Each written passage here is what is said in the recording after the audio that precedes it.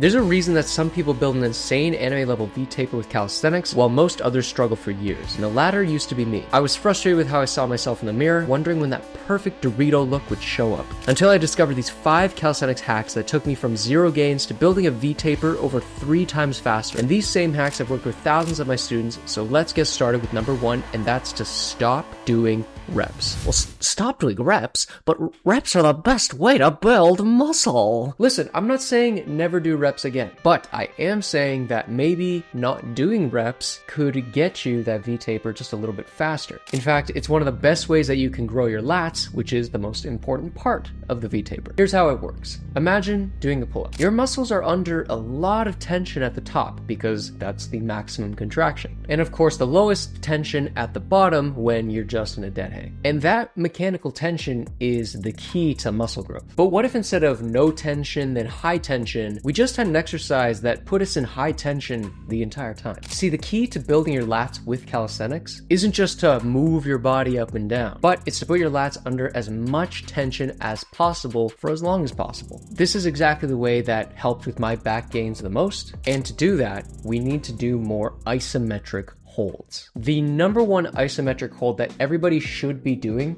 to maximize their lat development is the front lever hold. Now, obviously, that's way too hard. And if you're someone who doesn't find it hard, why are you watching my videos? You're too good. But with the power progressions, we can make it easier and regress to a tucked front lever hold. If some of you find that way too difficult, I suggest starting off with holding the top of the pull-up for a long period of time, just to get a feel for what time under tension can feel like. And if you can't do pull-ups just yet, go ahead and start with active hangs. Now, you don't want to just be holding on forever. You want to pick a progression that you can hold for roughly 10 to 15 seconds. Any less, then you're probably not ready for that progression. Any longer than that, you're kind of just wasting time. But if you think that first hack is going to help your lats grow more, which it will, the next hack is the one that's going to unlock the hidden gains of your V-taper. And surprisingly, most people never do it. And this hack is like Rock Lee. Rock Lee, he got no ninjutsu, no genjutsu, no jutsu. He's just a guy. Perhaps might guy? On paper, that would make him the weakest character on the show. But as we all know, that is far from the case. What Rock Lee lacks in innate power is compensated by just doing more work. And hard work, to be exact. Whether that's wearing heavy-ass ankle weights, or just simply training longer, even while injured. Adding more to his training, especially when he couldn't do any more, but added more anyway, made him on par with the rest of his peers. For our case, this hack isn't going to change the actual workout. It's simply going to add more to your workout and add more to your gains as well, which will help us get our V-taper so much faster. And that is by adding lengthened partials to your back workout. When we finish a set, we think we have no more to give because we can't do another full range motion rep. But that doesn't mean we can't do half reps, which will allow us to do more work on top of our existing set, even when we feel like we've depleted everything. So by incorporating lengthened partials to something like pull-ups, you can continue to grow your lats even when they're fatigued, because half a rep is obviously much easier than a full rep. As an added bonus, lengthened partials might actually get us more gains than we initially thought. We mentioned previously, mechanical tension, key for growth, and your muscles are under extreme tension when they're being pulled on and stretched. So having your lats under tension while in the most stretched position, which is that lengthened partial movement, is going to produce more mechanical tension. My favorite way of incorporating this hack is just by doing 5 lengthened partials at the end of a set of lats, whether that's pull-ups, whether that's tucked front lever raises, or even inverted rows. Take a set to failure, add 5 lengthened partials, and my goodness, you will be feeling it the next day. Now in truth, getting a V-taper is still going to take time even when these first couple hacks. But locking in and putting in significant effort can still get you amazing gains in as little as 90 days. I mean, check out the results of my students. This is Alex. He literally blew up his lats in 90 days and got insanely shredded. Here's Edison, who used to be a very skinny fat gent, and now he's just winning pull-up competitions with his massive wings. And plus, there's tons more transformations like this within my Shonen Strength community. So if you want to change your life in 90 days, you want to get that V-taper, and you want to be more confident than you ever have been in your entire life, join the Shonen Strength community,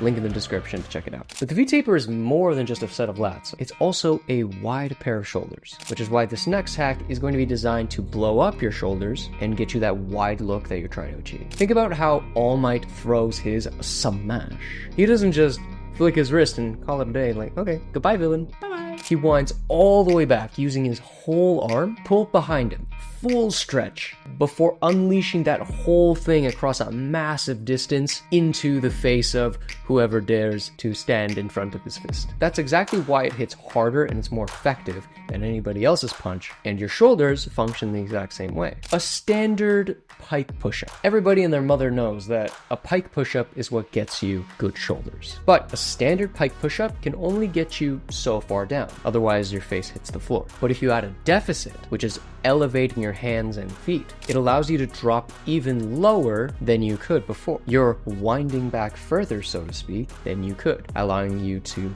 go through larger range of motion and produce more force, which is why this next hack is to add deficits to your shoulder training. Not only are you getting more range of motion, but you're also getting more stretch, which we talked about in the last hack is quite good. And if you're trying to get that V-taper specifically, deficit pike push-ups are just perfect. Now, word of warning, I would not add deficits to your pike push-ups if you are not good at pike push-ups just yet. So if you're not able to do 5 pike push-ups, why make it more difficult for yourself? You don't need more burden on your back. Once you can hit a good 10 clean repetitions, then consider doing some deficits. But for now, get stronger shoulders, you'll still get that V-taper. But for some people, even when they add deficits, they can never seem to grow their delts. In fact, for a while, my delts were looking pretty sad until I implemented this next hack. See, all of your muscles are kind of like the average hunter in solo level.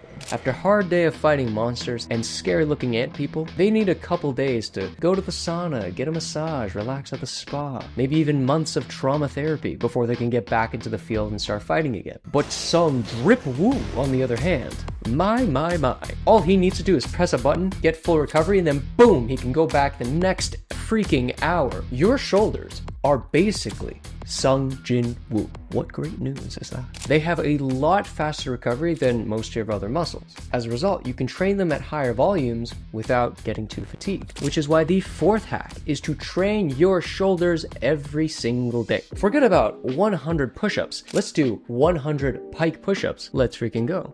Yes, sir. Now, unless you're a maniac, please don't do 100 pike push-ups. Instead, just try doing a set of pike push-ups or any pike push-up progression before every workout. And if you're doing a push day, then start your push day with the pike push-ups, because the most energy and mental bandwidth is being focused on the important muscle to grow, which is your delts. If you're a beginner, of course, start with pike push-ups. If you're more intermediate, go to elevated pike push-ups. And if you are advanced, go for wall handstand push-up variations. Now, if your shoulders are able to grow pretty well, then you don't necessarily have to incorporate this hack. But if you're like me and they're pretty stubborn, this is a game changer. But wide shoulders and wide lats are not the only part of the V-taper. What is just as crucial is having that narrow waist, which is what this next hack is going to focus on. But Kevin, isn't getting a narrow waist mostly diet?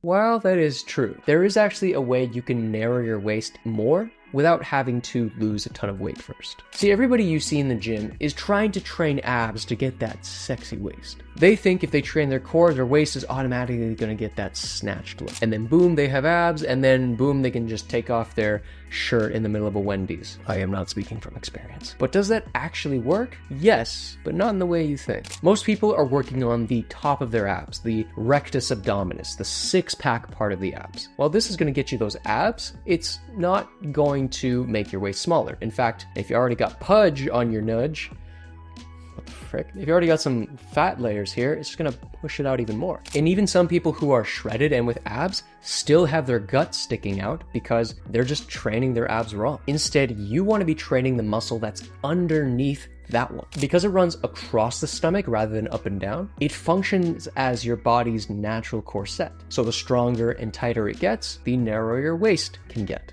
Which is why this next hack is all about training that muscle as much as possible, the transverse abdominis. My second favorite exercise to target the transverse abdominis is the hollow body hold. It's easy, you can do it anywhere, and is a great exercise that transfers to most calisthenics stuff. But my favorite exercise to target the transverse abdominis is the dragon flag. It looks really cool and you can really target those deep ab muscles. If you're going to be doing dragon flags, start with tucked. Then move your way to the advanced tuck, slowly extending your legs until you get to the full dragon flag. But the truth is, you can do these hacks every single day, but still look the same in the mirror even after months of hard work. And it's not because you did anything wrong, but it's because you didn't have a program that forces your muscles to grow in a shorter amount of time. So check out this video right here if you want to know how I would get an anime physique if I only had 90 days to do it.